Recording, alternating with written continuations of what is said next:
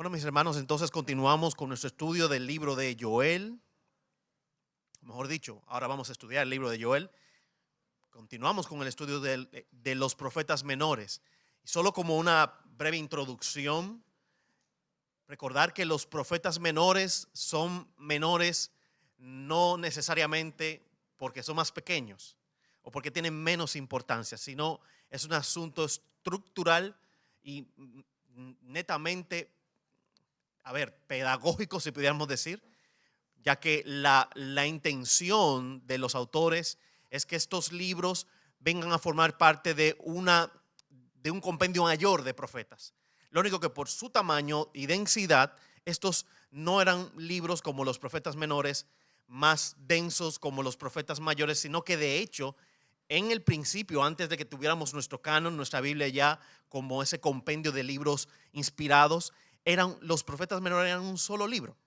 Y nos vamos a dar cuenta que ellos tienden a ser mucho más cortos y breves en capítulos y en contenido. Así que solamente para que tengamos esto presente de que los profetas menores no son menores porque son menos importantes o porque eran más pequeños, sino era un tema netamente estructural.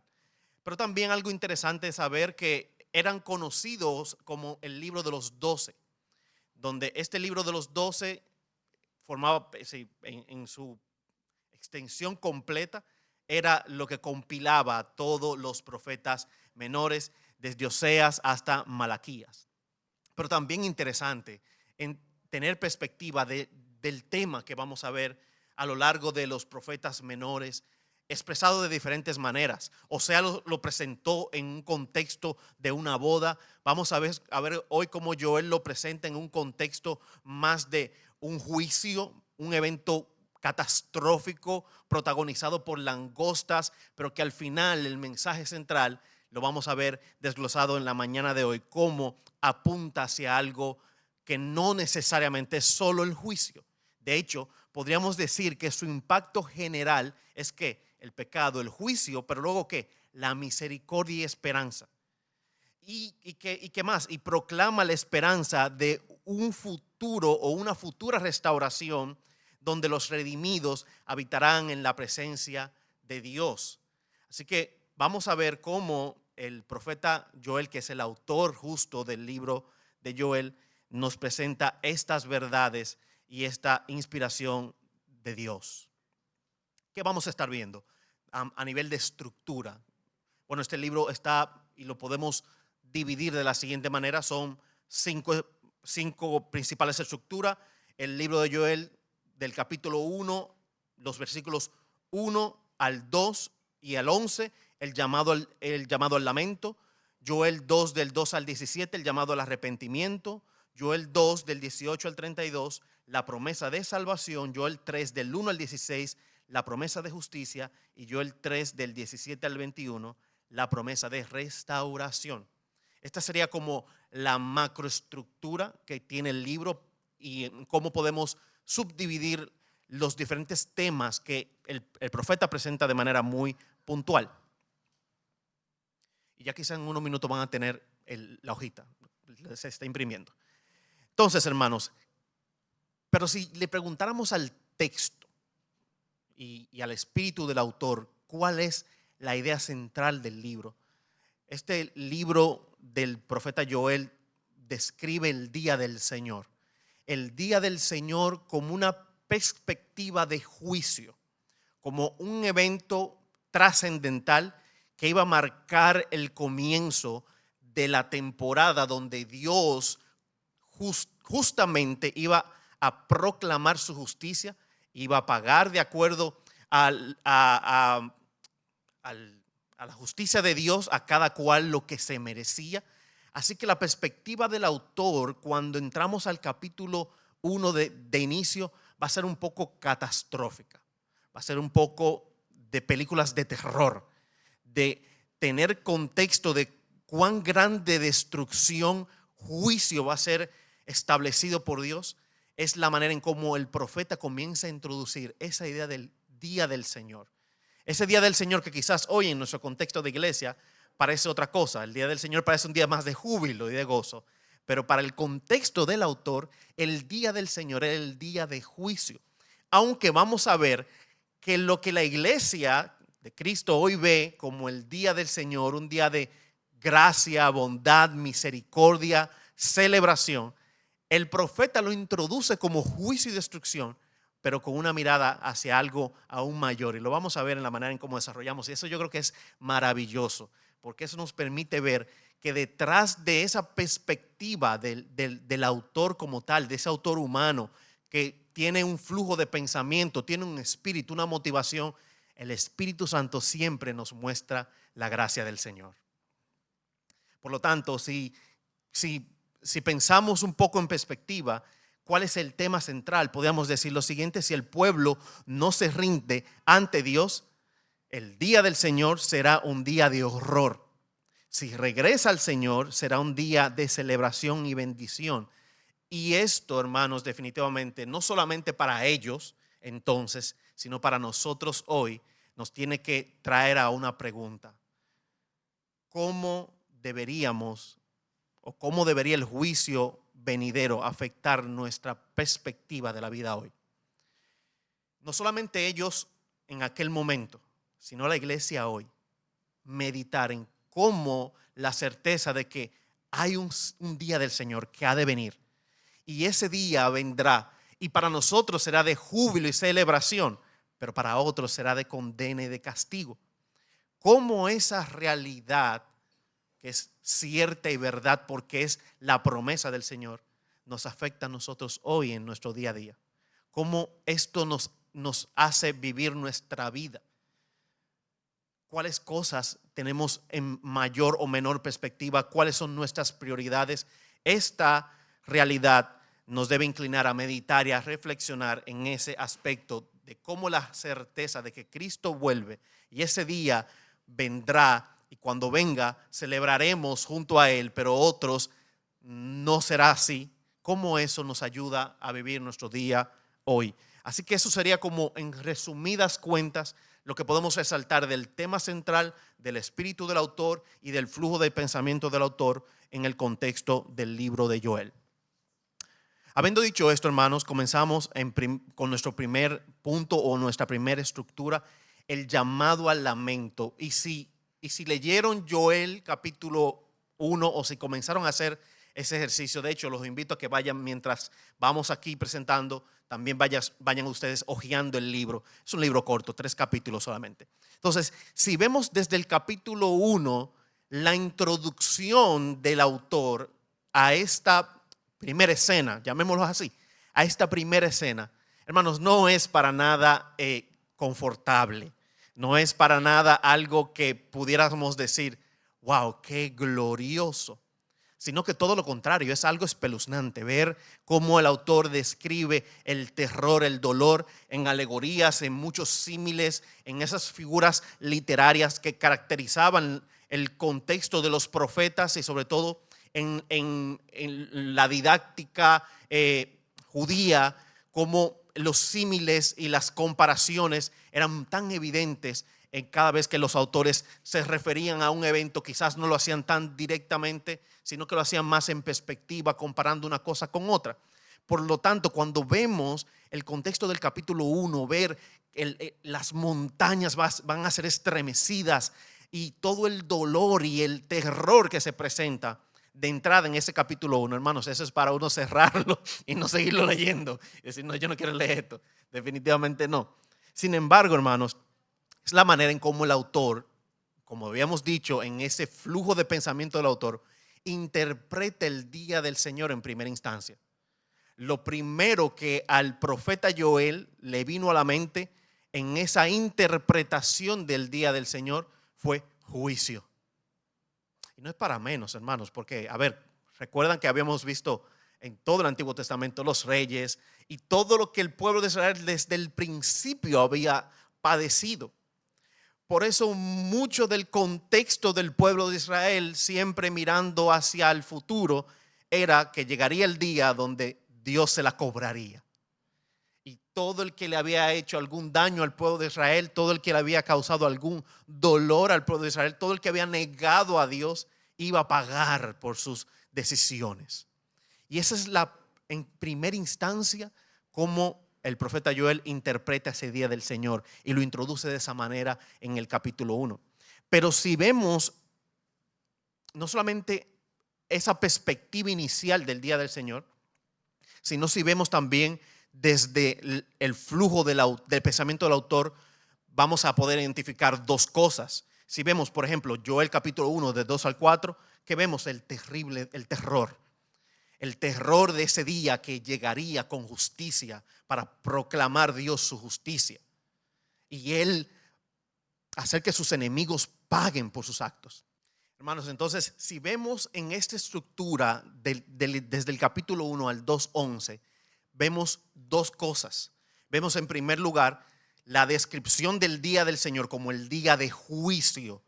El día de juicio donde Dios con justicia juzgará a las naciones, juzgaría a todo aquel que le había dado la espalda a Dios. Pero también que vemos la respuesta del pueblo. Cómo el pueblo responde a esa perspectiva del profeta sobre el día del Señor. Y como acaban de leer, inmediatamente ¿qué vemos ahí? No vemos una actitud altiva, sino vemos una actitud de lamento. Proclamemos ayuno, busquemos el rostro de Dios, clamemos a Él. Y ese es lo que el autor intenta presentar en primera instancia, como el día del Señor no solamente tendría un aspecto de juicio de parte de Dios, como esa interpretación del profeta, sino que la respuesta del pueblo tenía que ir acorde con eso que le estaba interpretando. Sería como paradójico que se proclamara el día de juicio y la respuesta fuera dar la espalda. El profeta, y por eso decíamos al inicio en la introducción, vamos a ver cómo el profeta desde su primera interpretación tiene en perspectiva el día de juicio del Señor como un día de castigo, pero hay algo más allí. Y lo vamos a ver en la medida en que desarrollamos la presentación. Hay algo más que él ve, y no solamente ve el juicio, sino ve la misericordia de Dios.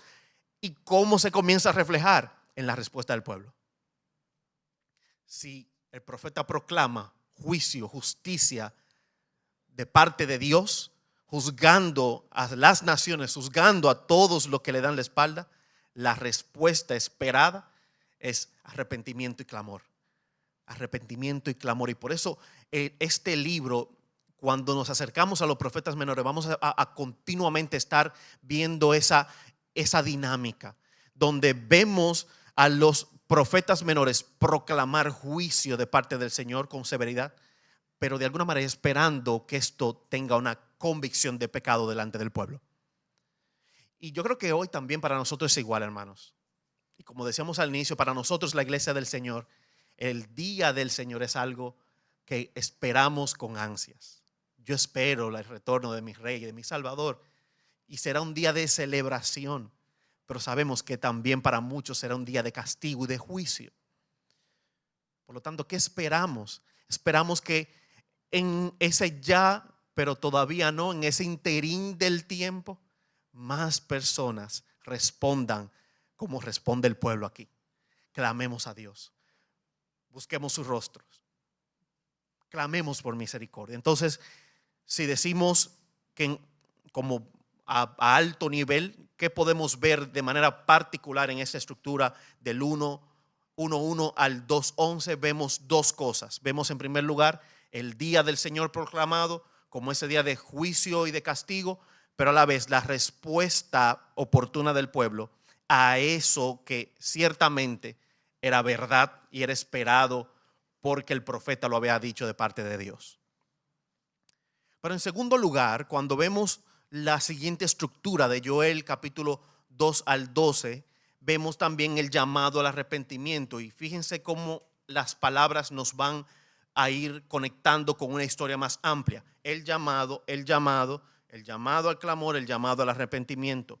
Y al igual que Oseas, la perspectiva de Joel no era simplemente una vía de escape. Es decir, no era un escapismo. La expectativa no era simplemente, bueno, como en el camino izquierdo hay dificultad, hay dolor, hay promesa de destrucción, bueno, el camino derecho es la mejor opción pero no viéndolo de una manera pragmática, sino que la expectativa del profeta era un llamado a arrepentimiento genuino, que los corazones se convirtieran al Señor de manera genuina. Y es interesante, hermanos, pensar y meditar un poco en esto, porque el mismo Jesús en un momento dijo que había quienes lo seguían ¿por quién? Por los beneficios, los panes y los peces. Y la expectativa, sobre todo desde la perspectiva de Dios, es que los corazones se arrepientan y vengan a Él. No solamente que huyan de la destrucción y del castigo. Y por algún momento en la vida contemporánea se predicaba el evangelio simplemente haciendo énfasis en la gran destrucción, en el problema del infierno y en el problema de ser condenado, lo cual no está mal, es bíblico. Pero a ver, la intención principal es que el corazón del hombre entienda que sin Dios no hay esperanza y que Él siempre va a ser la mejor opción. Por eso, cuando vemos desde la perspectiva del Antiguo Testamento, ¿qué comenzamos a ver aquí, hermanos? La gracia de Dios. Comenzamos a ver, y lo hemos visto a lo largo de todos los libros del Antiguo Testamento que hemos estudiado en esta perspectiva panorámica, que hemos visto en forma de semilla la gracia de Dios, la misericordia de Dios. Eso que apunta a algo mayor, que no es simplemente escapa de la destrucción, es eso que apunta a alguien mucho mayor, y que sabemos hoy, la iglesia lo sabe porque tenemos la historia completa, que eso apunta hacia Cristo. Por lo tanto, cuando vemos esta idea del llamado al arrepentimiento en el contexto de la estructura del capítulo 2 al capítulo 2:17, al versículo 2:17, ¿qué vemos? Bueno, vemos esperanza, vemos una respuesta. De hecho, la pregunta que deberíamos hacernos y que el autor plantea de manera sutil en esa idea del arrepentimiento del capítulo 2, y ojalá lo vayan ahí viendo en el capítulo y vayan hojeando mientras vamos comentando, es la idea de si hay alguna esperanza para escapar del juicio final, de una catástrofe como la que se describe en el capítulo 1. Es la idea que está dejando implícita allí el autor. ¿Cuál es la esperanza? ¿Cuál es la opción? No es solamente, ok, este es el día del Señor, y el día del Señor, como lo ve Joel, es un día catastrófico.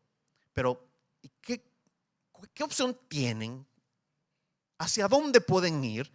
Entonces, en el capítulo 2, de manera implícita, el autor comienza a presentar la idea del arrepentimiento como esa opción dada por Dios como medio de gracia. ¿Para qué?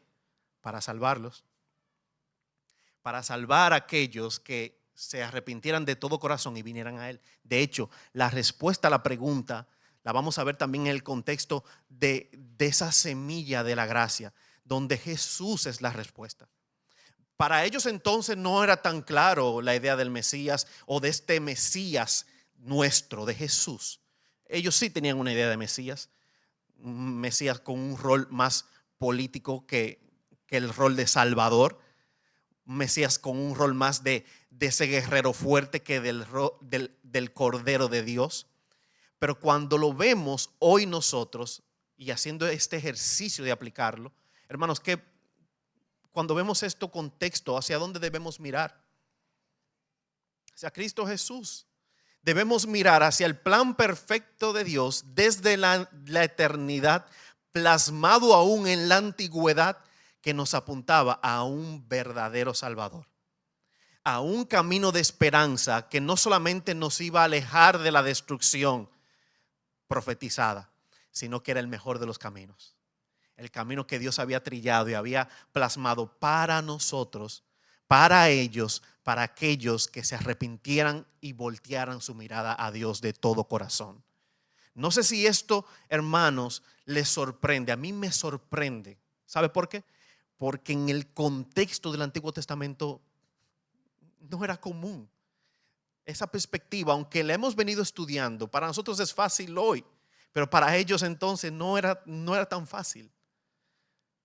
De hecho, hay un autor que trata de ilustrar de la siguiente manera y dice, miren, muchas de las profecías de los profetas en el Antiguo Testamento tenían esta perspectiva panorámica de montañas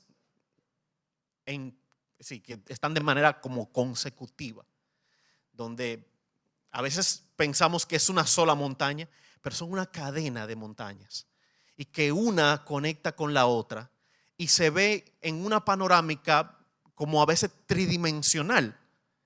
Bueno, muchas de esas profecías en el contexto de ellos entonces tenían ese efecto de que hoy se vean en forma de una semilla pequeña la gracia, la misericordia, el Salvador prometido, el Mesías esperado, pero eso era un umbral que continuaba y que cada vez que el pueblo pasaba de temporada en temporada, de generación en generación, a veces se veía más claro, otras veces no tan claro, a veces se veía con mucha claridad y otras veces ni siquiera se daban cuenta, pero allí siempre había estado esa semilla de la gracia de Dios, esa promesa pequeñita que hoy para nosotros es grande y clara.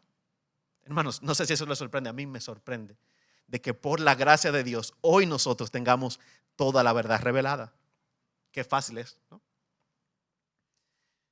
Pero en tercer lugar, hermanos, la estructura de Joel 2, 18 al 32, la promesa de salvación. Y si pueden ir buscándolo también para que lo vayan hojeando y leyendo. Esta promesa de salvación, fíjense cómo la estructura, y si pensamos un poco cómo el autor fue digiriendo el tema, cómo lo fue plasmando en ese espíritu del autor inspirado por el Espíritu Santo, que vimos al principio, un llamado a qué, al lamento, no es para menos, destrucción y dolor era la promesa, una temporada difícil, pero luego qué, un llamado a un arrepentimiento genuino, algo que no tuviera nada que ver con una voluntad momentánea simplemente para escapar de algo que se ve sumamente difícil, sino un arrepentimiento genuino de todo corazón, voltear la mirada a Dios. Pero en tercer lugar, ese llamado a qué, a una promesa aún mayor.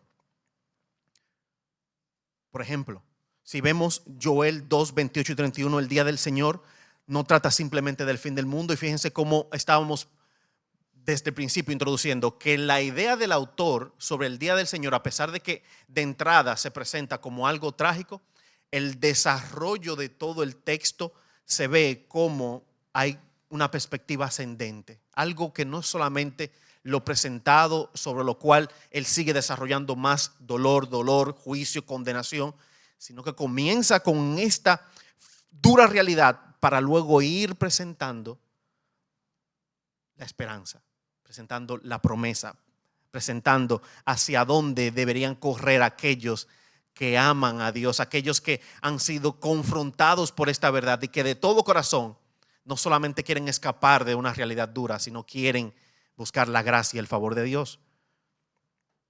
Por ejemplo, fíjense lo interesante aquí. Y una de las principales motivaciones de esa salvación prometida, adivinen cuál es, hermanos. No es la condición del hombre. Y ustedes saben que en algún momento en el contexto humanista de nuestros días, muchas personas han presentado a Dios como un Dios de gracia, misericordia y perdón. ¿Pero por qué? Porque Él sabe quiénes lo aman, porque Él sabe, Él conoce el corazón de todos y saben quiénes lo van a aceptar, quiénes no, quiénes se van a arrepentir de verdad. Hermanos, y la motivación a la salvación no tiene nada que ver con nosotros. Tiene que ver todo con Dios. Y de manera particular, como el autor lo presenta, es aún todavía más fenomenal. Tiene que ver con que Dios quiere preservar la fama de su nombre. La fama de ese Dios de misericordia, de gracia, de perdón, aquel que no abandona a los suyos. Hermanos, nunca ha tenido que ver con nosotros, con las personas.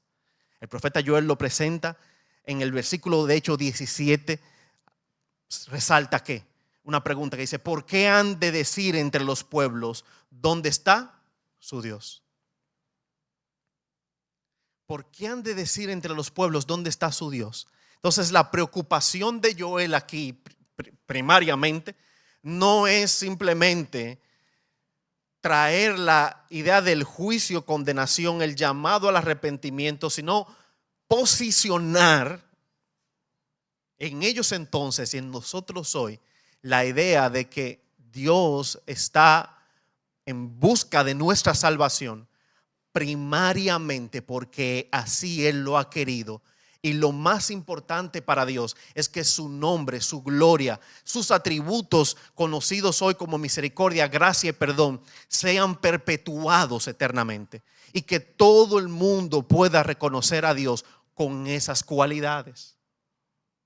¿Se parece o no se parece, hermanos? Es todo lo opuesto a lo que hoy quizás el entretenimiento, Hollywood y cualquier otra plataforma presenta.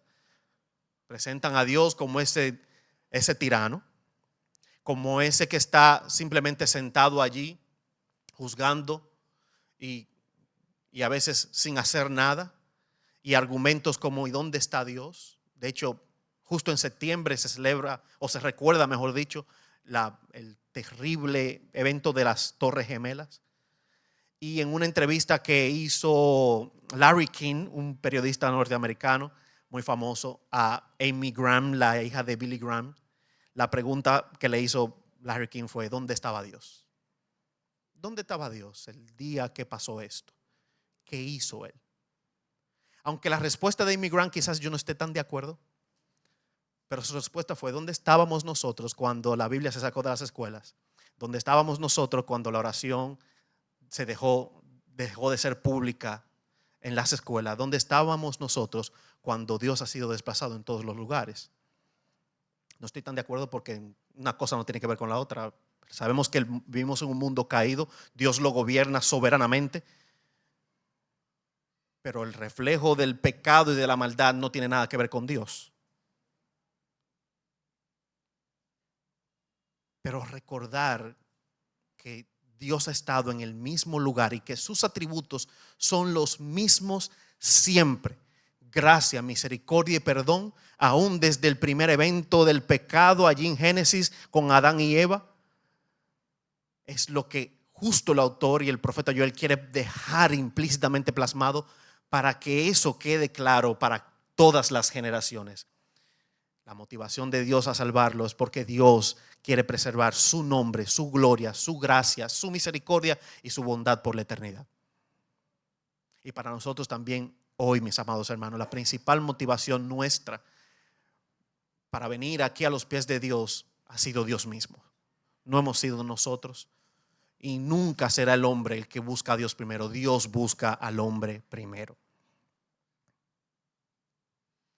En cuarto lugar, hermanos, Joel capítulo 3, versículos del 1 al 16, entonces comienza de una manera progresiva que vimos el llamado al lamento, presentando la justicia del día del Señor como ese día de juicio. Luego vimos el arrepentimiento, la promesa de salvación, y ahora que la justicia. Y usted dirá: ¿y no está todo junto?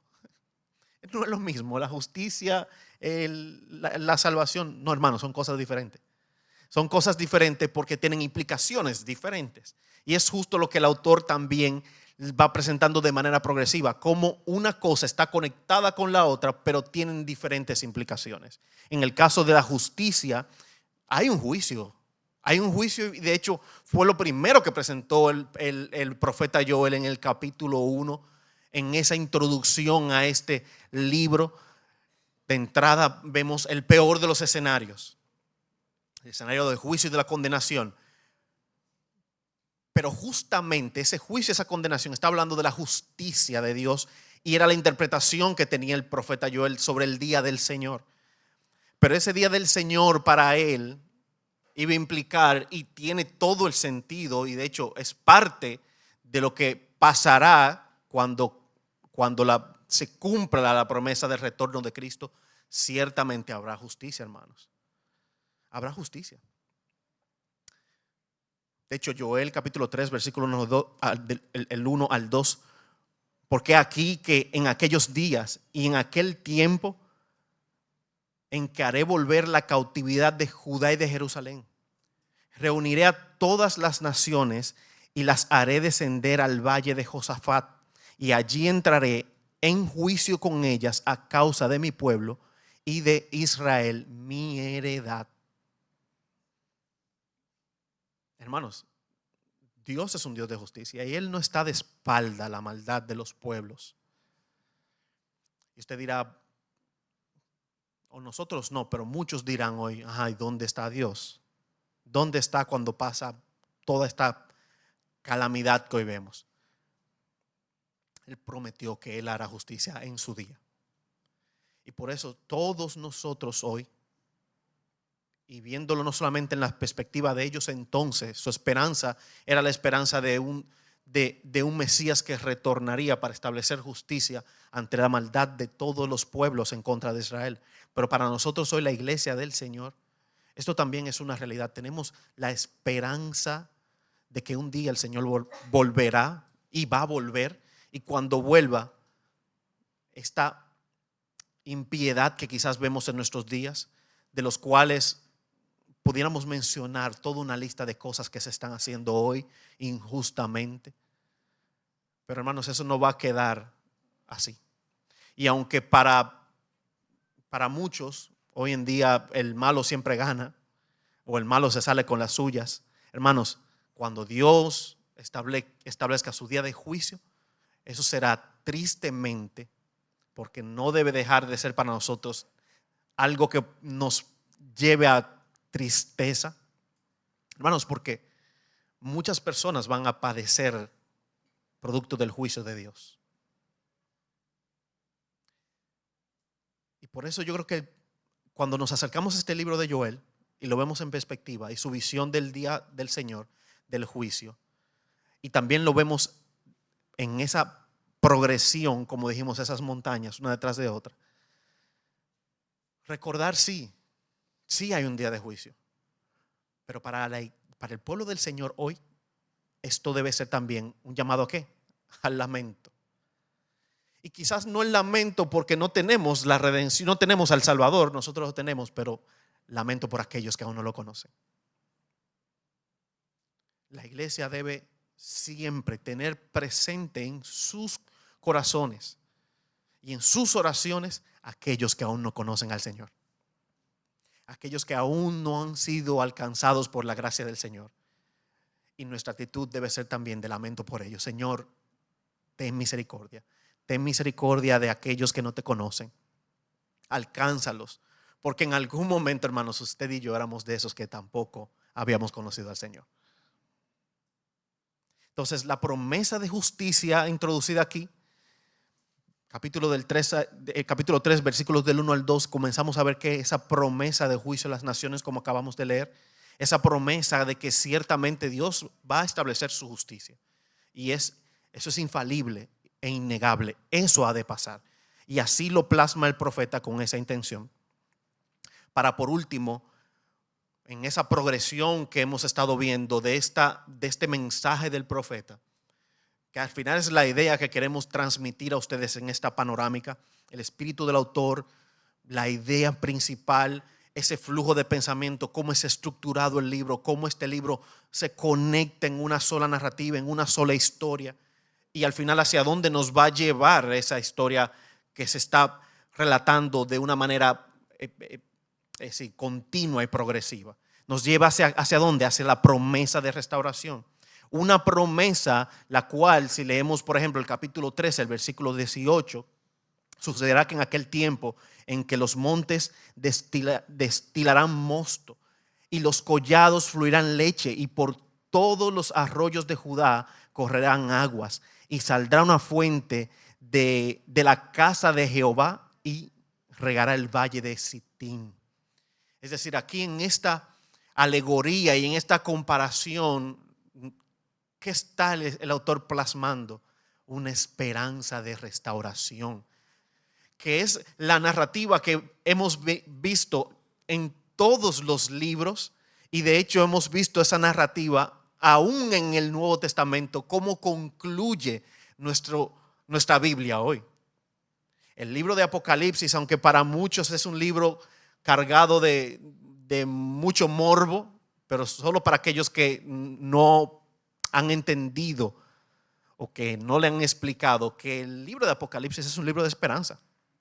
Es un libro de esperanza que nos cuenta cómo Dios va a consumar su reinado, cómo el Hijo de Dios se establecerá como Rey de la tierra y cómo todo nos conduce hacia un cielo nuevo, una tierra nueva. A ese momento donde el pecado va a ser desarraigado de entre nosotros. Y no solamente los hombres vamos a ser restaurados, sino la creación por completa será restaurada. Y fíjense cómo el profeta Joel lo ve de esa manera, donde lo que cita como indicativos, como adjetivos de una restauración completa, que es un cambio en la tierra.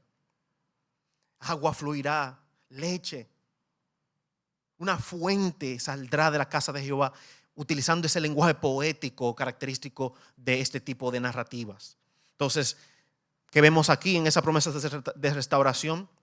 ¿Y hacia dónde nos apunta? Bueno, nos apunta justo a que debemos recordar que la Biblia nos describe, no describe solamente el evento de la salvación como algo negativo. Y ahí volvemos un paso atrás con la perspectiva del día del Señor. El día del Señor no es solamente un contexto negativo en sentido general. No. Para nosotros hoy es mucho más claro, pero para ellos entonces tampoco era solamente un contexto negativo, porque justo como concluye Joel, concluye trayendo la perspectiva de restauración.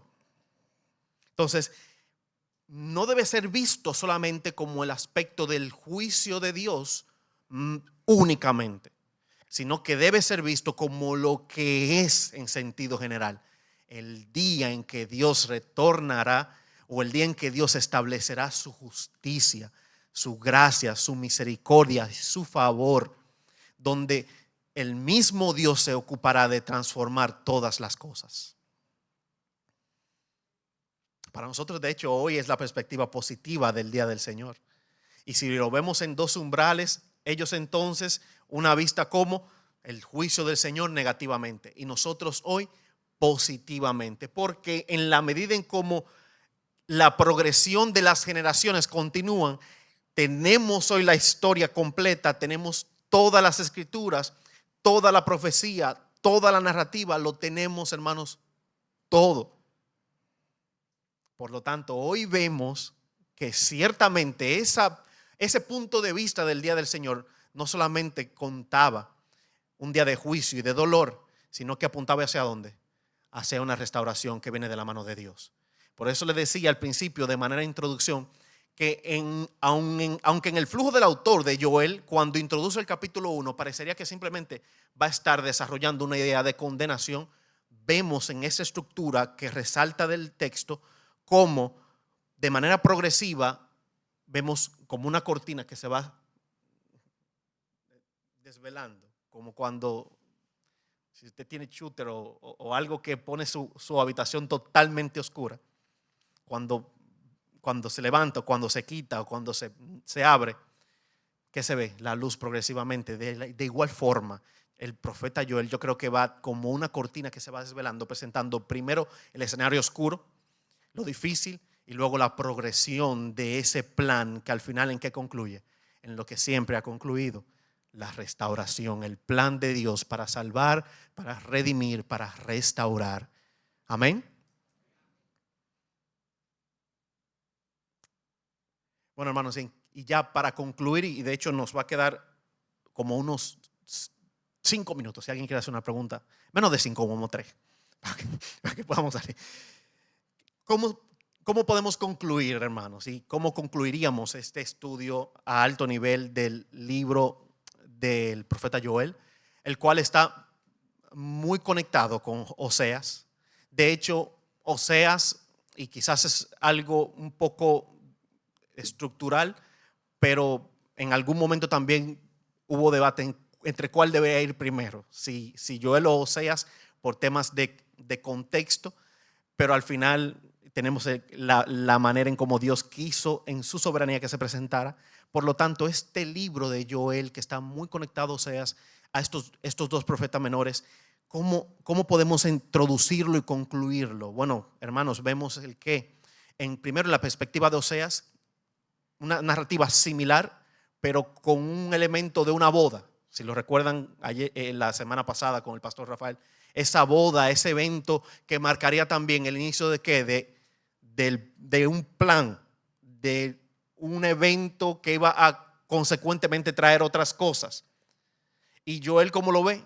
El día del Señor iniciando con un evento particular, esa, como tienen algunas de sus Biblias, esa guerra de langostas, ese evento catastrófico que va a marcar el inicio del día del Señor, pero a la vez, en ambas perspectivas, en ambos puntos de vista, vemos una invitación a tres cosas: al arrepentimiento, a la restauración, y vemos una invitación a la gracia y la misericordia de Dios.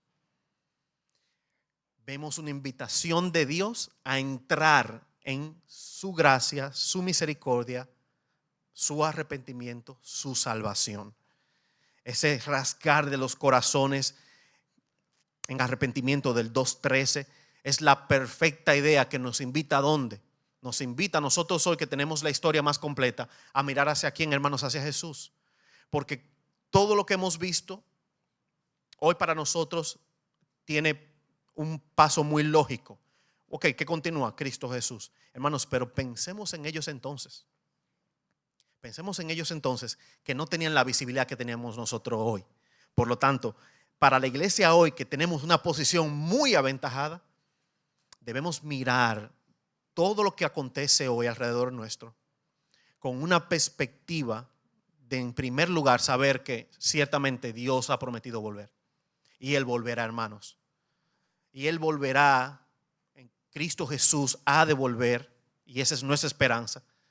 Pero en segundo lugar, hermanos, debemos mirar hacia la gracia y la misericordia que ha establecido un tiempo prudente para que muchos vengan en arrepentimiento y fe. Pero en tercer lugar, mis hermanos, clamar.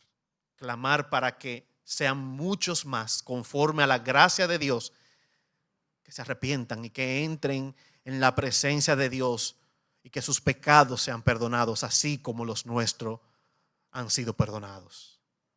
Así que si quisiéramos concluir el libro de Joel con un mensaje principal, hermanos, el día del Señor ha de acontecer y ese día lo esperamos. Lo esperamos con corazones agradecidos de su retorno, con corazones que valoran lo que el Señor ha hecho por nosotros y estamos eternamente en deuda con Él, pero con corazones que también reconocen que hay muchos que necesitan ser alcanzados aún.